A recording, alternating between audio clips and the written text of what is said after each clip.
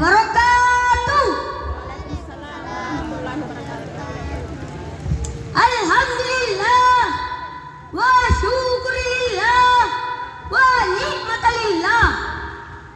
Wassalatu wassalamu ala asrafil anbiya wal mursalin sayyidina Muhammadin wa ala alihi wa ashabihi ajmain, amma ba'du. Tiada kata yang lebih indah untuk kita ucapkan selain puji syukur kehadirat Allah Subhanahu wa taala. Setiap hembusan nafas, setiap langkah yang dapat kita lakukan pada hari ini adalah bukti kasih sayang dan nikmatnya, sehingga kita bisa hadir di tempat ini guna mengikuti lomba pentas air tingkat Kabupaten Bulukumba. Salawat serta salam semua senantiasa tercurah pada junjungan Nabi Muhammad sallallahu alaihi wasallam, Nabi sebagai suri tauladan bagi umat manusia yang telah mengajarkan arti syukur, sabar, dan ikhlas dalam setiap langkah kehidupan. Dewan juri yang terhormat serta hadirin yang berbahagia, adapun judul pidato yang ingin saya sampaikan adalah mensyukuri nikmat Allah Subhanahu wa taala. Mensyukuri nikmat berarti mengakui dengan hati, mengucapkan dengan lisan, mengamalkan dengan perbuatan bahwa segala kebaikan yang kita miliki berasal dari Allah Subhanahu wa taala. Setiap detik kehidupan adalah anugerah tak ternilai dari Allah Subhanahu wa taala.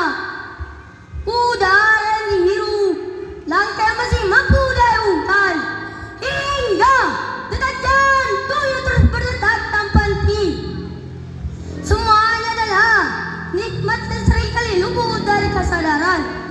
Bersyukur bukan sekadar ucap alhamdulillah di bibir, tapi juga menyadari betapa besar kasih sayang Allah yang tercurah dalam setiap aspek kehidupan.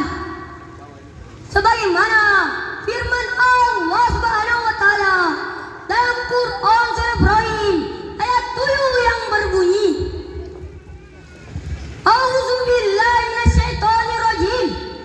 Bismillahirrahmanirrahim.